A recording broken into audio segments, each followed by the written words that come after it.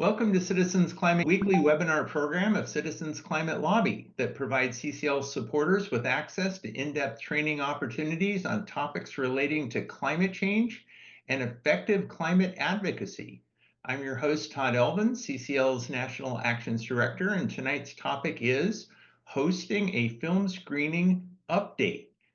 During this training, we'll discuss our updated film screening guide resource and walk through how CCL chapters have used screenings to attract their community for discussions on climate and clean energy solutions. So our speakers tonight, we're going to start off with Elizabeth Dell, and she's going to talk to us about how to host a film screening training. And then Brett's going to come on, and he's going to talk about CCL's film screening guides. And he is right now doing an update where he's adding hot, cold, true, false, hot, cold to the film screening guide because it's not in there yet, but it will be in there within the next couple of days. And we're going to spend quite a bit of time talking about that. Let me put some links in the chat. After we hear from Elizabeth and Brett, we're going to hear from John Hassan Yildiz, who is the U.S. lead organizer for the week. And the URL, if you want to know more information about the week, it's theweek.oo. So that's a pretty unusual URL. And then finally, we're going to hear from Ben Stillerman, who's going to talk about his film, True, False, Hot, Cold. 9 films, and they're all about 5 or 6 minutes long, which leads me to a really interesting topic. So we've had film screenings and made films available for free to CCL volunteers. We have a long list of, I think, maybe 30 films. And in the past, the films have all been in the 90-minute range, 60 to 90 minutes. And you show a film and then you do discussion at the end. But the films we're going to talk about tonight are a little bit shorter, especially Ben's films. His films are only 6 minutes, which gives you a great opportunity to show a 6-minute film and then talk about it. And then maybe show another 6-minute film and then talk about that one. And John's films are similar. He has 3 films. They're 60 minutes each, and they're specifically designed to be talked about. So it's really a discussion that happens to include a film screening. All right, so our agenda, as I've hinted, we're going to start off with Elizabeth talking about why screen a film, and then Brett will give us an overview of resources and films. And then John will come on and talk for about 8 or 9 minutes about introducing the week. And then Ben will come on and talk for some length, maybe 15 or 20 minutes about introducing true, false, hot, and cold, and how to create an event around that film screening and how to do a discussion. So let's go ahead and get started with Elizabeth. So, why host a film screening? Well, they are one of the outreach tools that many of our chapters have had success using. And with the winter months coming up, film screenings are a great indoor outreach option while tabling slows down. Film screenings give you a chance to engage with members of your community about climate action. They serve as an educational opportunity for your community to learn about climate change, CCL, and taking action. They're a great opportunity to collaborate with other local organizations in creating the event or inviting them to the event. And they're fun. There's a lot of great films out there that are entertaining, eye-opening, and ripe for starting conversations. Now, we could have a whole session just about the ins and outs of choosing a film and organizing and marketing the event. But today we're going to focus on Ben's short film series, True, False, Hot, Cold. We've got a lot of training and resources on CCL Community, so I'd suggest checking that out for that deeper training on the more logistical side of organizing film screenings. There's also a film guide that includes a list of films you might consider screening depending on your audience. Through the generosity of film and TV producers and distributors, we as an organization have access to several films and TV shows with your local communities. So at this point, it's definitely something that we want to have a chance to think through with you. We have several prior wonderful examples of what groups throughout the country have done with some of these screenings, and those are all available in the guide. And we also have excellent blogs from this training page if you're looking for specific case studies. Prior trainings have featured stories from the CCL Hawaii crew doing a wonderful virtual movie screening and panel around The Burden. We have wonderful film screening and guides across each of these. So I'll walk through those in a little bit. But the key thing that you want to think through is that with this new guide, you have screenings listed that you can tailor to a particular audience, a particular policy area, or even a particular time available. If you're looking for a really short film for a general audience around clean energy, then we'll detail what we've got or so forth. So it's a lot more easily sorted. And all of these films, it's really key to name, are available to screen for a free or a very nominal price. So we're not talking about hundreds of dollars that you have to fork over. Depending on the setup that you might arrange with Wild and Scenic, that might be the one exception, especially if you do choose to go with them on your own rather than follow the Alameda County program. But the rest of them listed here in the guide are very nominal fee or free. So with that, let's talk also about setting up the venue and your guest list. So obviously, if you do choose to actually have something in person, your screening can be anywhere from, we've had screenings at private homes like yours and mine, to venues. All you really need is an area that will hold your expected audience and a way to show and project the film. If you're looking for a bigger venue, sometimes a theater will have a night of the week that isn't particularly busy. Sometimes places of worship or universities nearby will also offer a good price or even comp the space to you for your local chapter, given obviously the cause that you're working towards. So don't be afraid to reach out and ask if you especially have a target location, and get to know the person that's in charge of scheduling it or who they might recommend to get in touch with. Just because we've heard lots of examples where there's special arrangements and all it really took was knowing the right person or asking, and then all of a sudden you've got a really swanky new location and you can have it at a theater rather than at the private home setting. On the guest list, you want to make sure that all the members of your chapter know about the screening and ask them to commit to inviting a few more people that they think might be interested, so that you can really leverage this as a way for not only your chapter to show up, but to bring new friends and faces, right? A screening is probably one of the lowest risk ways that somebody that is interested in climate change, maybe doesn't know how to get involved, can find that sense of community and have a pre-baked program to already kind of find out a little bit more and feel that sense of welcome. You also want to think through how you're going to send out your invites and plan early, right? So people obviously make plans weeks in advance. Getting that out, we found through interviews with a lot of groups that 3 weeks about ahead of time is the sweet spot before the event. And you can do that not only through your group community email, but also Eventbrite and Facebook and any other place that you might use on social. We've got great Canva templates online too, if you're looking for how to actually create promo that's CCL branded and looks nice and snazzy. Just search on community for Canva template. That's Canvas without the S. And then when you do also create the promo, make sure to include details about where the event's going to start, whether you're going to provide food or drinks, what time the screening will begin, but if you have a social hour before that, if there's anything else that you want to pair with it. We've had a lot of success for chapters coupling their screening with a panel, for example, of experts. If you want to talk specifically about certain frame, for example, some of the screenings that we have are on the impacts on the outdoor industry. So maybe you then bring in a couple of outdoor industry owners, or maybe the screening that you're going to choose is about happening in the clean energy revolution, and you can bring in a local solar panel installer, or really get creative on who you'd like to use to not only have the screening, but to really feature some of the solution makers in your community and help them feel acknowledged and really connected to your efforts. I think that's really a dual goal that we really heavily encourage to use for the sake of the screening.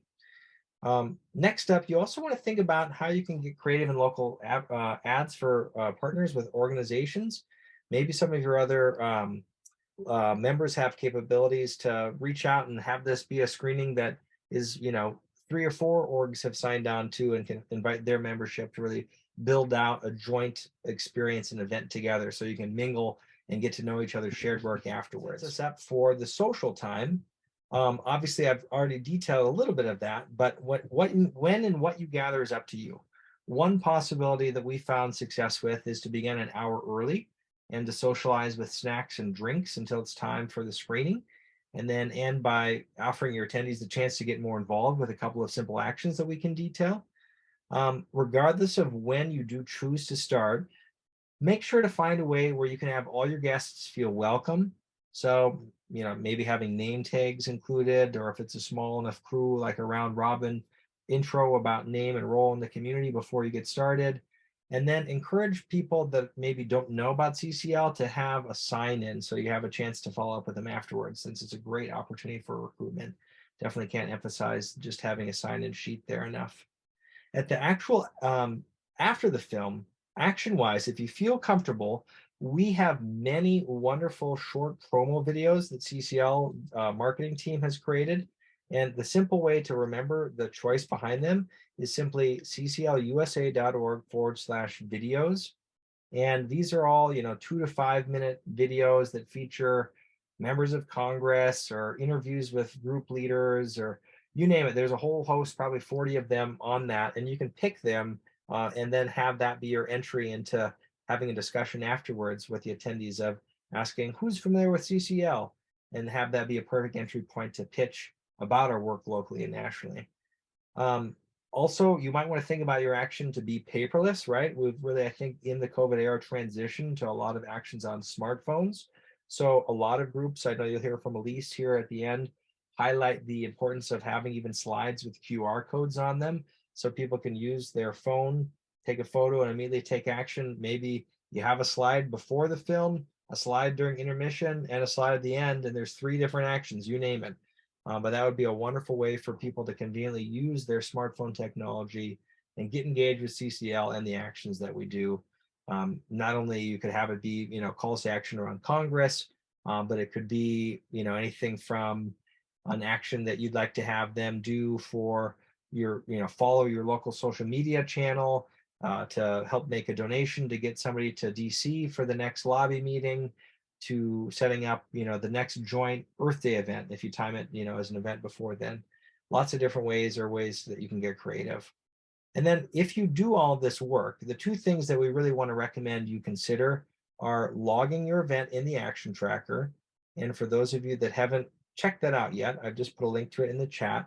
It's our way of making sure that any event that CCL volunteers lead gets captured, for the benefit of highlighting our collective power, as well as speaking to our grant makers and other individuals in the media to highlight all of the impact collectively we're having.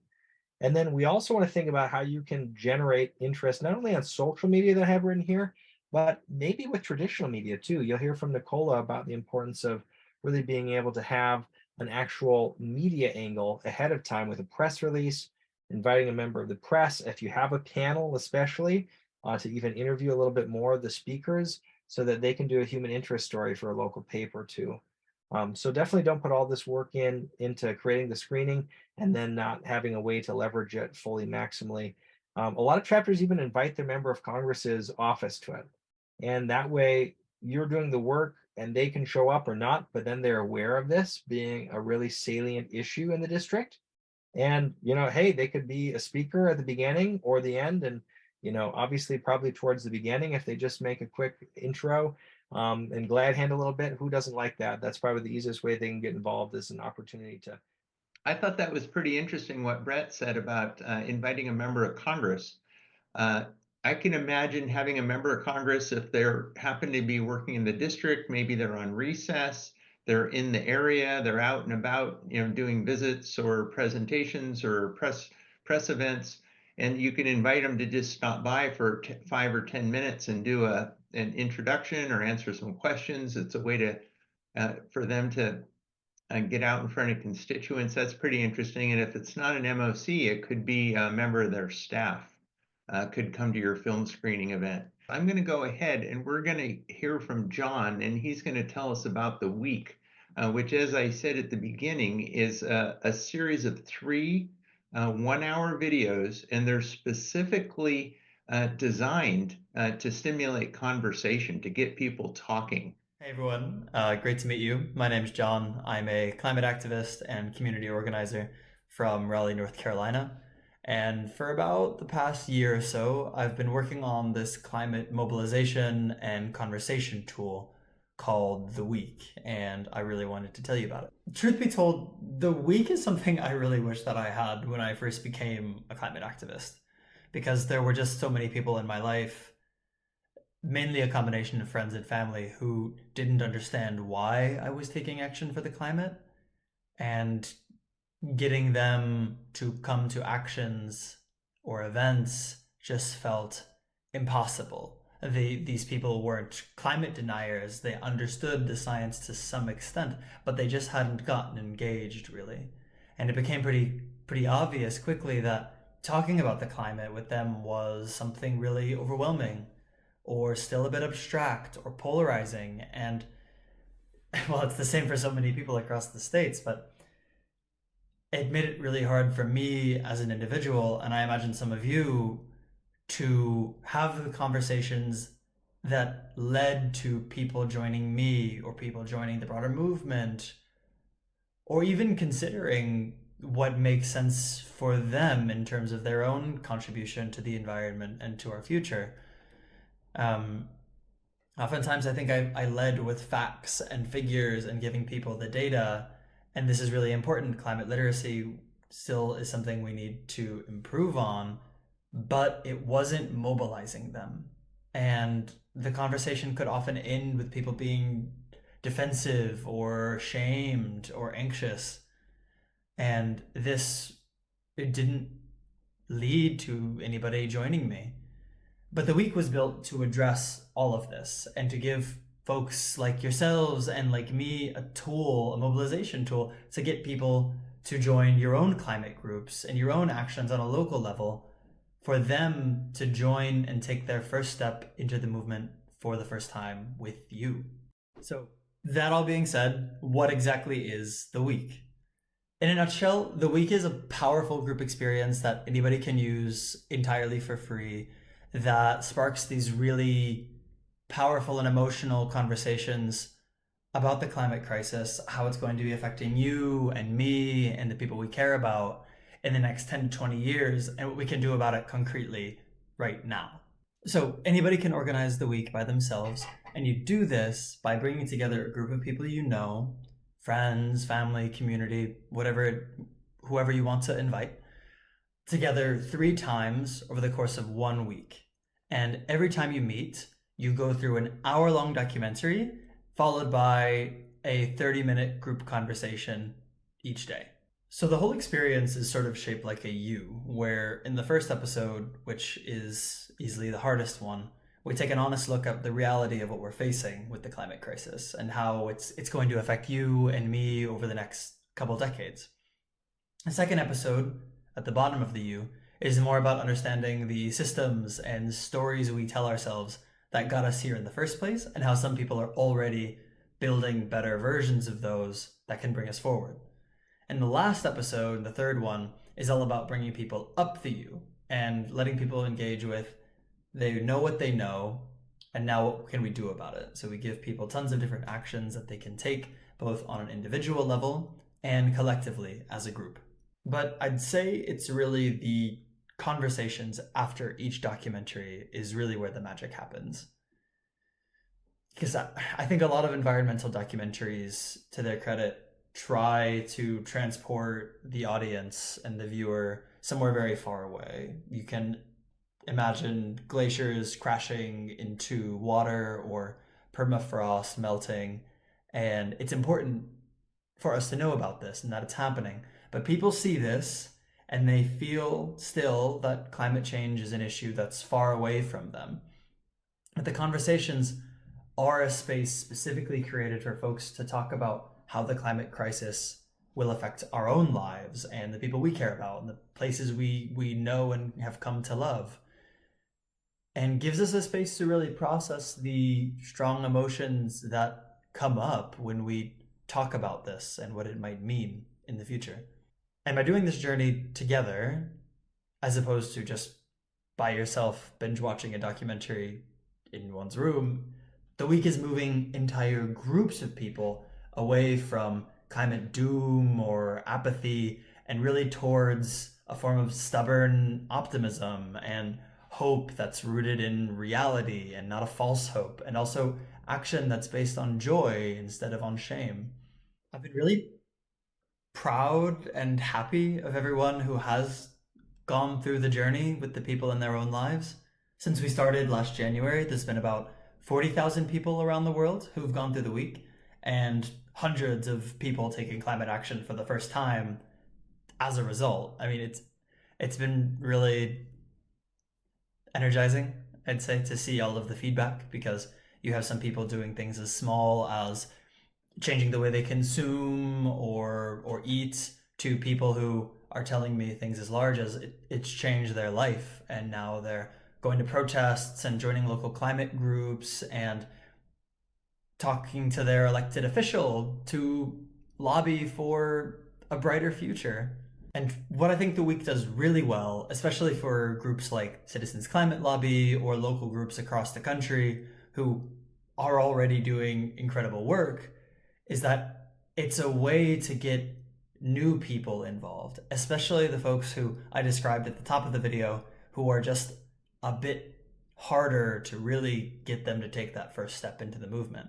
And the week does this really well. Already, we see half of all groups who meet will meet a fourth time after the last third session to decide to just talk about the films and decide what they want to do next.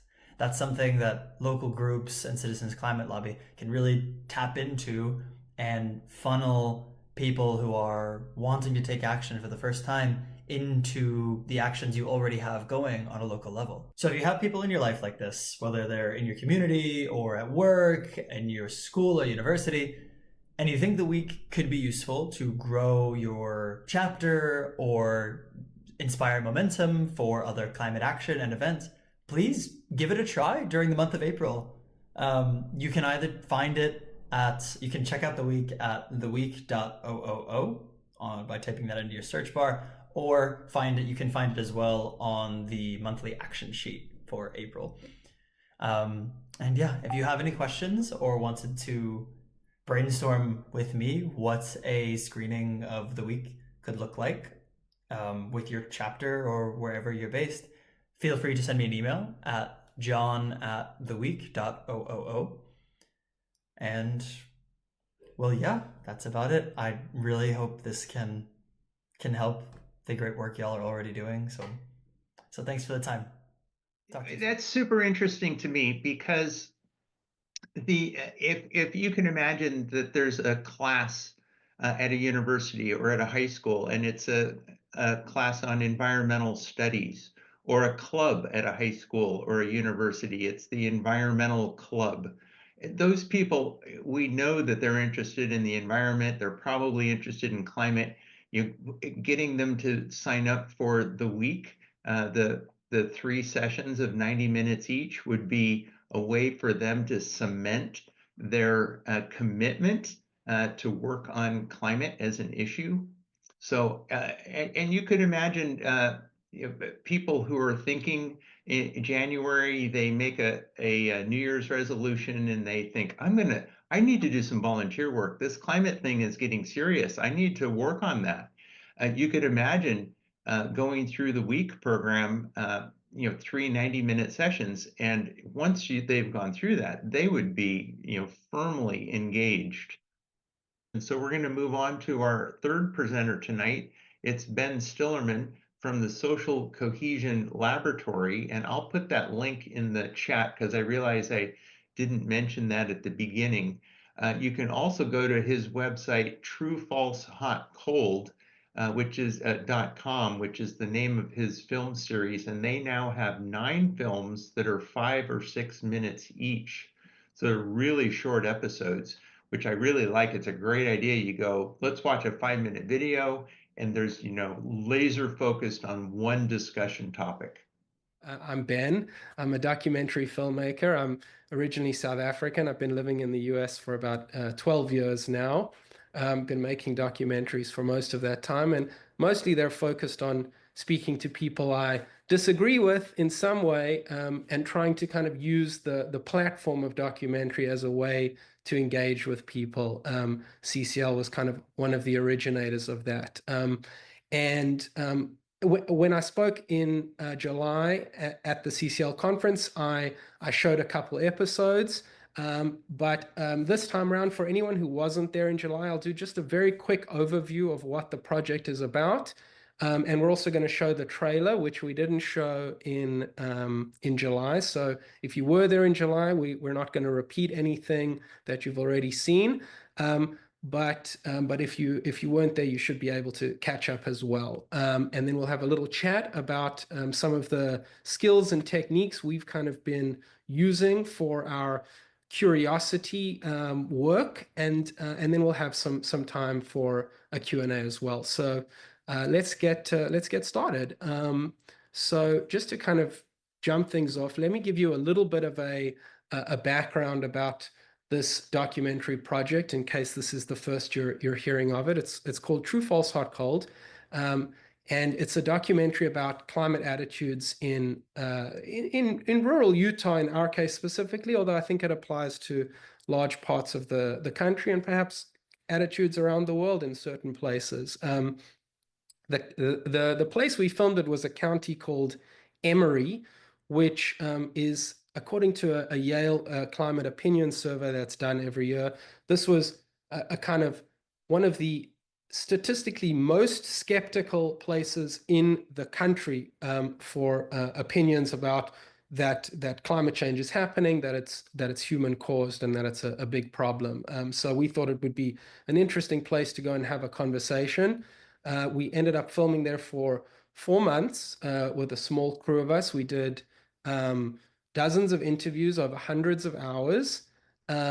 And we filmed with a huge range of people. We spoke to farmers and coal miners and church leaders and hunters and butchers and rodeo queens and truck drivers and many, many more different kinds of people. And we were incredibly moved by the richness of the stories that were told there. We didn't agree about everything, but we didn't go there necessarily to agree about everything. We went there to practice having conversations in order to understand where people are coming from, in order to kind of meet people where they are, and have these kinds of conversations. This is a community that is heavily dependent on cattle farming, cattle ranching, and coal mining. Coal production and coal-fire power plants are some of the biggest employers in this very small county. And so we could tell immediately that it was an interesting place to go and have conversations. And we also found while we were there that it was just an incredibly charming place. People were very friendly, very hospitable, very down to chat, and very concerned about a lot of these topics in different kinds of ways.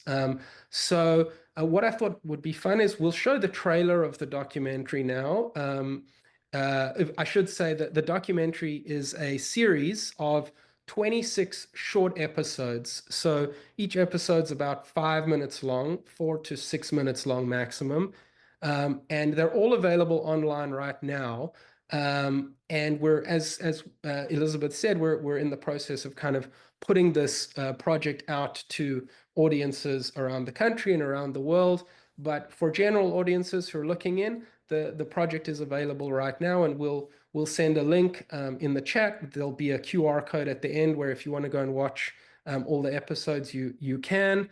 And also you can just go to socialcohesionlab.org and you'll be very quickly able to click on True, False, Hot, Cold and watch all the episodes, or watch some of them, or watch a few of them, whatever you feel like. We'd love any engagement that you are interested in. So just to kind of get things started, I'm going to show the trailer.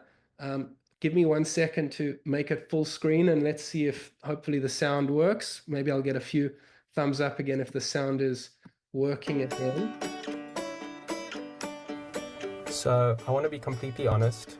I read a survey that said that this county has statistically the least belief in climate change in America. And, that's interesting. but I also don't want to pretend that I know what this county is about just based on that. Is it false or is it true? Coal and gas and oil, they are polluting the environment. Now, whether it's enough to change the climate of the world, there's very few people I can trust to give me the answers to that. I believe in climate change. You can see it around you. Do I believe our 2 coal-fired plants are horrible? No. Is it hotter than you remember when you were growing up? Oh yeah. I think it is. If man could control this whole country would be 70 degrees. This is a rural area. They like farming. They like having their cows and horses. There's a couple of llamas over there in that field. We are a very small community that was built on our coal mining and our power plants. There's a huge disconnect between urban settings and rural counties everywhere in the United States. It feels like my county and my community and my way of life are being attacked. And I'm trying to help feed those people that are trying to shut me down. Nothing against city people in that sense, but I'm probably more green than you'll ever be because I have to live with Mother Nature. So let me do a little experiment for you. Ready? Okay. Tom, you're wrong about climate change. It's definitely caused by humans. I'm not a politician. I'm just like a guy who's panicking that people think differently to me. I'm sure about it. Did I change your mind? Nope. Why? Do you like it when anybody tells you this is what you need to do? Even if you know you need to do it, it still pisses you off. If you listen to me, I will give you the courtesy of listening to you.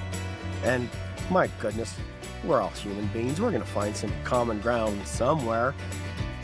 I don't know if I ever come to the truth. And if it's part truth, part lies, you got to hang on to something.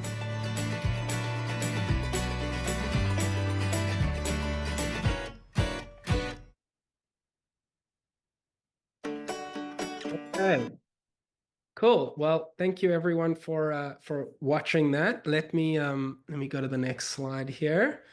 So yeah, as you can sort of see that, that gives a little window into where we were kind of going with the project. We wanted to have honest conversations. We knew we weren't going to agree about everything. We wanted to maintain a sense of civility, a sense of dignity. We were interested in getting to the truth, but we were also accepting of the fact that truth looks different in different contexts and that people feel things that are kind of very difficult to just point to a graph or a map and say, you see, you're wrong about this because it aligns with your personal experience. The core question that we have been asking ourselves when we're making this project and when we're putting this content in front of different audiences, which I've written here in big on this slide, is how do we meaningfully connect with people who have different lives and different experiences to our own? Because what I realized very quickly, and what I'm sure anyone who's been doing this kind of work understands very, very quickly, is just shouting, well, you're wrong, you don't understand, let me tell you why you're wrong, and let me prove it to you with this news article or this, YouTube video or whatever it is. It doesn't tend to work because, people don't form beliefs that way. People don't form beliefs by some person knocking on their door in the middle of the day and saying, did you know that you've been wrong all this time about something that makes sense to you? The way that we've discovered that people form beliefs is, through a kind of slow combination of the experiences that they've had and the attitudes and beliefs of the communities in which they spend the majority of their time. And so in the process of making this project, we have kind of tried to ask ourselves, well, what kind of media then, what kind of conversational media at scale that we can put out into the world, that we can go put in front of audiences, would do that kind of work in a way that doesn't add polarization, add divisiveness around some of these big topics. Obviously, I personally have my own opinion about climate. I worked with CCL for a long time. You can probably guess what my opinions are, but that wasn't what this documentary was about for me. This documentary was about us working on how we have better conversations. And so in the process of developing this project, we started getting a sense that not only was there a kind of desire for the content itself, but also for sort of help in using the content. How do we then take this content and use it in some kind of way? We originally thought, well, we'll just make it and then people will use it.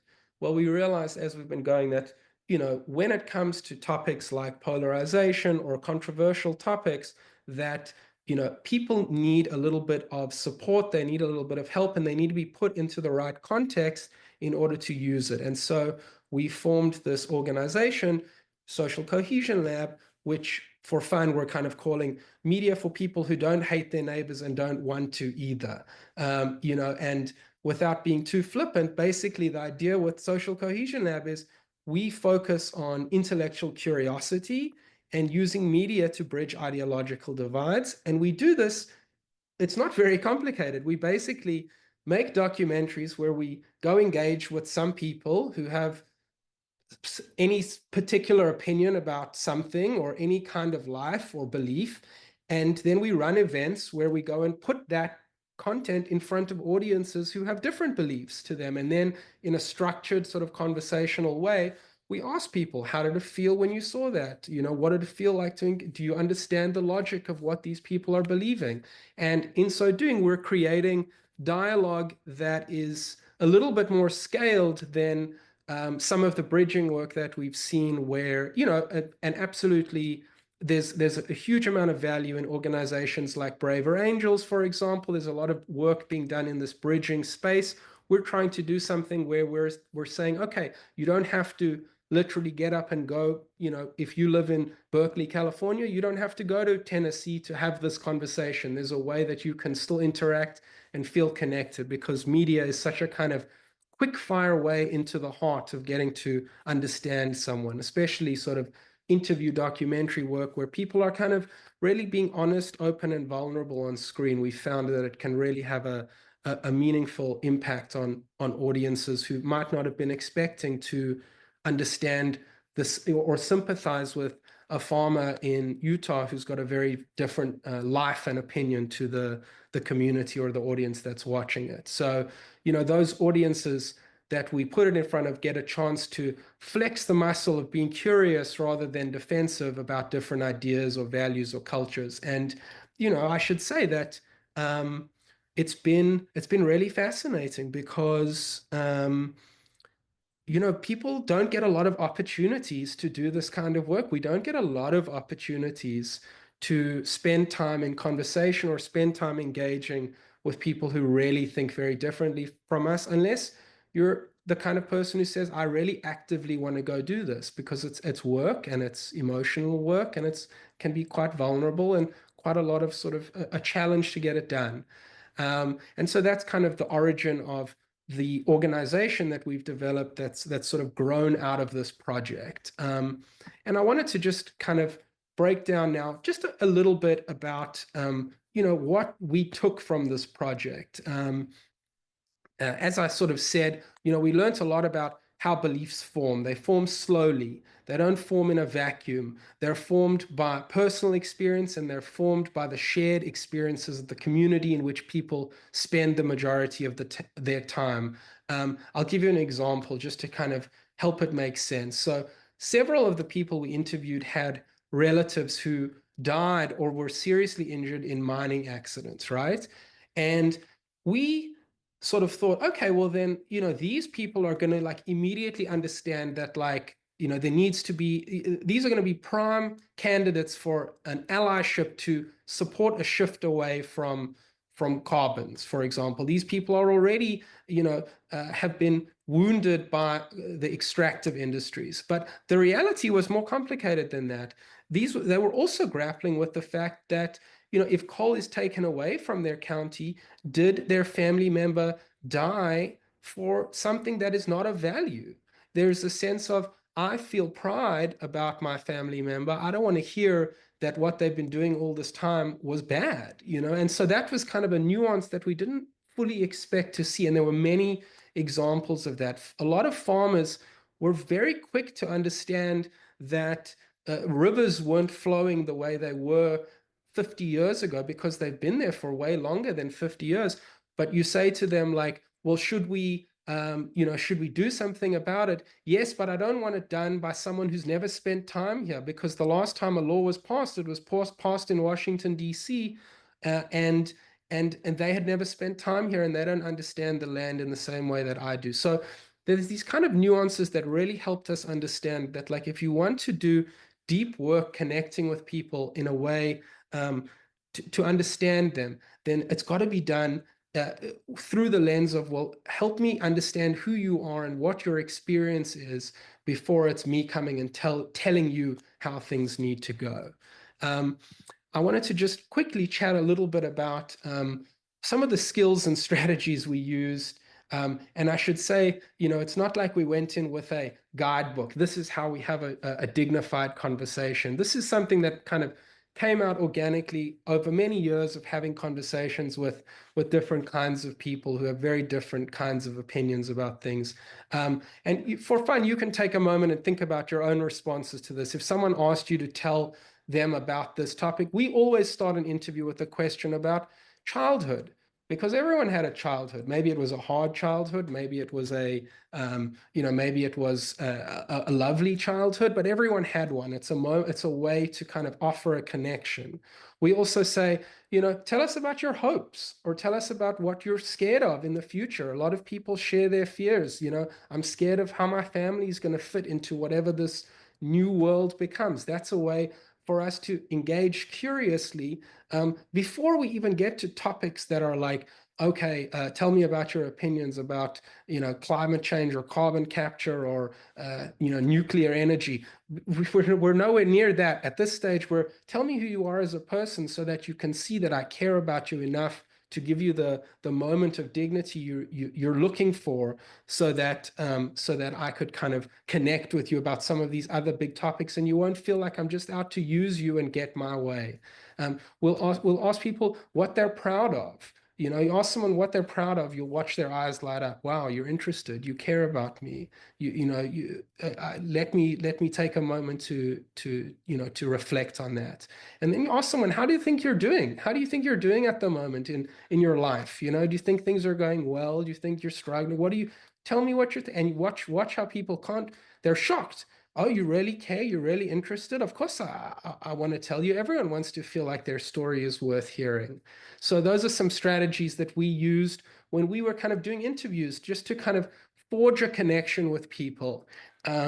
The next slide is a lot of information. Feel free to screenshot it and don't try and read it all or whatever. But I made a little cheat sheet here that that we've used, just as a kind of way of communicating to people who are interested in perhaps doing interviews of their own, or perhaps kind of doing work as a journalist or as a citizen journalist, or you're writing an op-ed, or you want to go and record an interview with someone, or you just want to go and have a conversation with someone who you know is different from you. We've written down a kind of cheat sheet of how we sort of think about going about this. In the middle is some of those same guiding questions that I mentioned on the previous slide, moments in your childhood that shaped you, who the people in your life that have meant the most to you, what keeps you up at night. But, before you do that, you got to get in the right mindset. Are we in a time and place right now where we're going to be able to have this kind of conversation? Maybe this is just not the time. Maybe this is just not the place for us to have this conversation. Oh, we're on the bus, there's loud noises and like they're leaving in one stop time. Probably not going to get into our childhood hopes and fears right now, oh, we're sitting like in our living room and we're comfortable and we've had a cup of tea together and we're like getting to know each other. Sure, now maybe this is a good time for some of these questions. And then, some quick best practices that we sort of stand by. Obviously, it's hard when you're having a conversation with someone to not immediately want to jump in with your own opinion, It's what's lucky about documentary film is the very process of doing the documentary means you have to be quiet because the microphone and the camera are pointed in one direction. So it's very easy for us to say, okay, we're not going to talk. It's your turn to talk. The camera's on you. But don't speak over someone else if you can help it. Let them get their words out. Let them get their thoughts out. And we find 9 times out of 10 when they've had the chance to do that, then then they're happy to hear what you have to say once they feel like I got to say what I wanted to say. We limit our own opinions to start at least. We lead with support and enthusiasm. We nod, we smile a lot. That's really kind of your best friend, is a lot of nodding and smiling. And don't just wait for someone to finish before you jump in. And importantly, give people the time to think about what their answers are. If there's a little bit of silence, sit in that for a little bit, enjoy that for a moment, and give them the time to think to themselves, well, let me think about what my actual answer is, because I don't usually get the time to think about it. So, as I was kind of saying, curiosity is really, just such a kind of valuable asset to a person's life and to a society's life. We think about it at kind of three levels, from small all the way to big. In one sense, being curious makes for a richer, happier, more interesting personal life. At a larger scale, at an institutional level, it makes for more efficient, cohesive, creative teams, institutions, and groups. And I also think it's the foundation for more stable, unified, responsive societies. And so, we really look at curiosity as a skill that is of huge value to be taught, and that really is one that can be learned. The documentary that we've done is just a version of curiosity that we think everyone should be engaging with in some kind of way. It doesn't have to be a documentary, but just chatting to your neighbors is probably a skill worth developing, especially when it comes to a topic like climate, where at the core of it is often personal fears, high stakes, and a sense of, how am I going to connect with this person? I just want to turn, before we kind of wrap up this part of the conversation and give some time to the Q&A, for how to actually use this project specifically. And I should say, as the filmmaker, it's wonderful to screen the trailer in front of a big crowd like this. It was very meaningful screening some episodes at the conference. And it's really a lovely thought to think that it might be useful for groups and communities and individuals to use the project in some way. So I've made a few notes about how we might be able to use this project for CCL specifically, and for people who are just interested generally. And I thought the best way to maybe think about it was to break it down into the different audiences that might be interested in watching this project. So, if we think about 4 different audiences, well, let's talk about each of them for just a minute. The first audience is probably this kind of audience. It's climate activists who are looking to understand diverse attitudes, and looking for some sort of angles in which to have these conversations. So, if you're one of these people and you want to organize a screening for another group of these kinds of people, it's very easy for you to organize a screening at your home, or send the project around to friends and family who you think might be interested. If you would like to do a screening, at your home with a little bit of guidance of some conversation guides and resources, we're going to share a link at the end of this activity, at the end of this talk, where there's an educational handbook that you can click on and download for free. All the episodes are available for free. As I say, there's 26, but you definitely don't have to screen all of them. I would actually, in fact, highly recommend not screening all of them. All your friends will never forgive you if you screen all of them, because it's about 3.5 hours long. So, screen 3 or 4, have a little conversation, and go from there. The second way you might want to use the project is as a tool for bipartisan engagement. You can use the project and select specific episodes which you think might resonate with a crowd of different people. For example, we've done screenings with both climate activists and cattle ranchers in the room, and we chose specific episodes which we thought would be interesting to both and spark conversations. Again, you could use it for cold engagement. Someone at CCL suggested using this as a little hook for tabling. We'd only be too happy if people screened the trailer, for example, at a tabling event. If you want to rope people in off the street and ask them to watch something for 2 minutes, we'd be very happy if that was our trailer, and we can, we'd love to hear reactions from that. We've also got some questions you could ask in that sort of context in our educational guide. And finally, probably the sort of most obvious one, educational and institutional screenings. If you happen to be connected with or involved with organizations that are, schools, universities, local governments, other nonprofits that might be interested, we regularly host those kind of screenings, and you can also organize screenings like that for yourself. You screen it at a library. They're usually free to make a booking. Or if you're a university professor, please get in touch and we'll work out doing an academic screening, anything like that.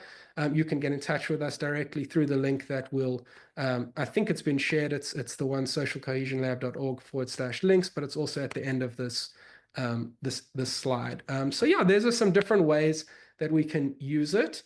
And I'm open to other ideas. If people want to reach out and say, we'd love to do a screening on a boat, on a sailboat in the ocean, feel free to get in touch. We'll work something out.